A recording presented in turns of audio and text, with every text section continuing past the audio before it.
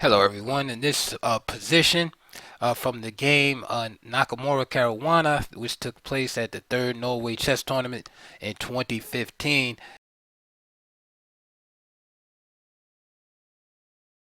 after move 40b3 by Nakamura, who had the white pieces here, Caruana decided that he would play for some more action or counterplay in the position.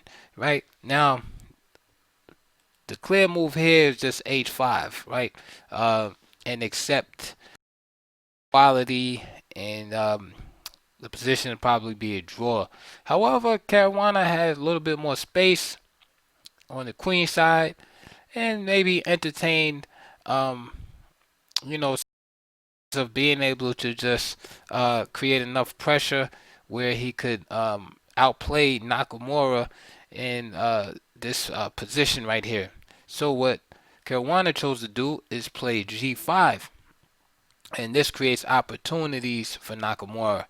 He immediately exchanges and goes on the open file, and that's great, right? It's the only open file in the position.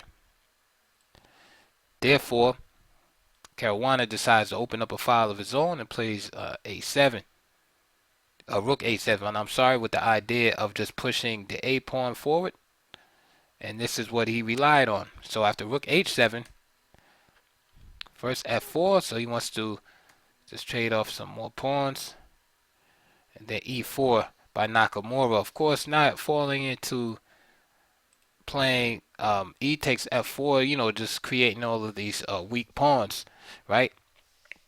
But instead, he just advances a4.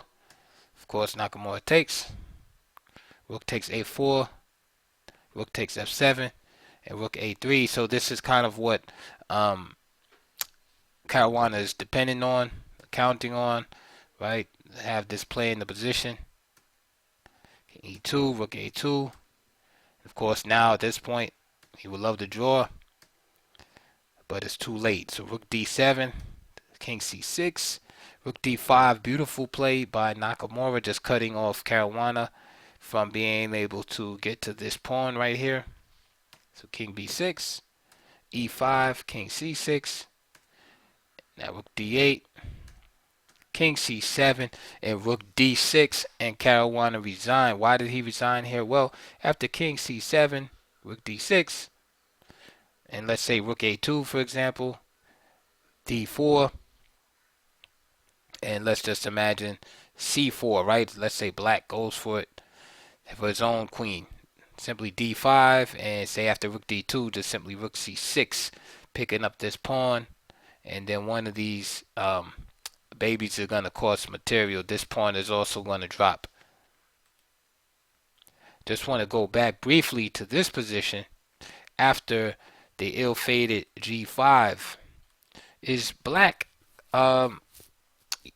could have made an improvement right here and try to play this move f6 and basically huddle up in defense. But the fact that Caruana allowed the position to become open like it did anyway, he clearly had this idea in mind, and it just, he miscalculated basically, and it just didn't work out. But in hindsight, if he had realized at this point, hey, I messed up, he probably could have tried f6, say rook h8, and rook d6, basically trying to hold everything together. But it's still white who holds the cards here after rook b8 check. Let's say rook b6. Then this is good for white. He just goes into a simple ending, right? King and pawn ending. Let's say f4, king b5, e4, and these pawns are going to be um, too much for black to handle. You have the 3-2, nice clean majority, and you can already see what's going to happen. Pass pawn is created, and then it's just a matter of getting in the opposition there.